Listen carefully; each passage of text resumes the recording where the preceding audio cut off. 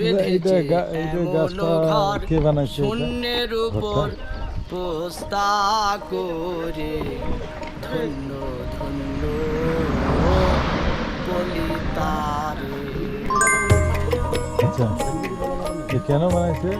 এটা যখন ধানের সিজনে যখন ধান বেশি হয় তখন পাহারা দেওয়া, পাহারা মানে হাতি পাহারা দেওয়ার জন্য। আচ্ছা, আর সেটা এখন তো বর্তমানে এখন এবার তো ধান লাগাবে, এরপরে আবার তখন পাহারা দিতে হবে না? হ্যাঁ সে তো পাহারা দিতে হবে। তার মধ্যে এখন ফিলাপ আমি নিয়েছি এটা। হ্যাঁ সুন্দর লাগছে, এটা ভালো আছে। এটা আপনি এই ঘরটাকে ঠিক আছে, এটা সুন্দর। এটা আপনার যখন আপনার এটা পুজোর সময় যখন কাশ ফুলটা যখন ফোটে না, কাশের বিষয়ে ছাউনিটা আর এমনি সময় আপনি যেটা করেন সেটা হচ্ছে এখানে জঙ্গলে একটা তাল গাছ পাওয়া যায়, তাল পাতা যেটা আছে সেই তাল পাতার ছাউনিটা দেন। ওইটা তো পাওয়া যায় কিন্তু ওইটা টিকে না স্যার। এটা খরচ হবে, বারবার খরচ করতে হবে। ওই ওই যে ছাউনিটা ওইটা যদি করে দিই আমি 2 বছর অবধি আমার কোনো অসুবিধা নেই। 2 বছর পরে আরো চেঞ্জ করতে হবে। হ্যাঁ ছনেরটাই দেন, ছনেরটা ঠিক আছে, ওটা 2 বছর চলে যাবে।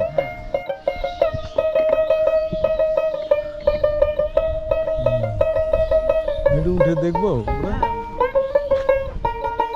তো এটা পারমিশন দিলেন, ওটা দেখি উঠে কি দেখা যায়।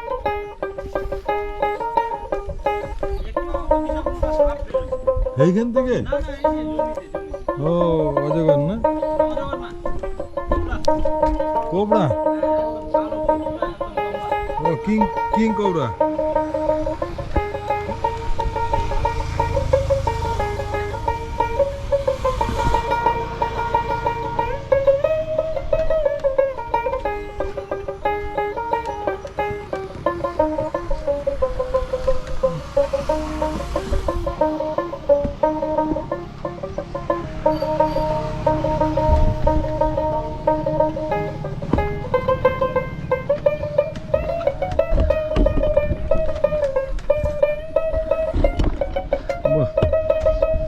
সুন্দর ঘর গাছের মধ্যে।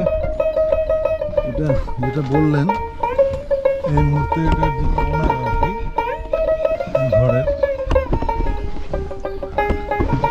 মানে এইসব জমিতে যেটা হয় ধান লাগানো হয়, ঠিক আছে?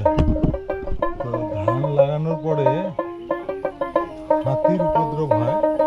সেই হাতি দূরের থেকে, হাতির পাল তো আসে দূরের থেকে, বনের থেকে, তো সেইটা পাহারা দেওয়ার জন্য এটাকে অ্যাকচুয়ালি গাছ ঘর বা টং ঘর বলা হয়। এরকম একটা ঘরের সৃষ্টি। তো বেশ ভালোই লাগলো, ঘরটা বেশ ভালোই তৈরি হয়েছে। তো আমি দেখি একটু বিশ্রাম করা যায় নাকি, তো সেই উদ্দেশ্যেই এলাম। দেখা যাক, আমি শুয়ে পড়ি।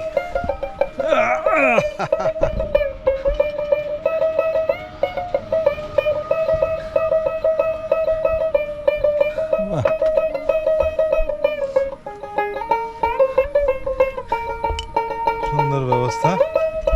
এই দেখুন, এই যে ঘর, এটা হচ্ছে হাই রোড, দেখা যাচ্ছে কিনা জানি না, ওর ঠিক নিচে হচ্ছে হাই রোড, আর এটা হচ্ছে টং ঘর। টং ঘরে আমি শুয়ে আছি। এই যে ক্ষেত জমি দেখা যাচ্ছে, সে এক অদ্ভুত ব্যাপার।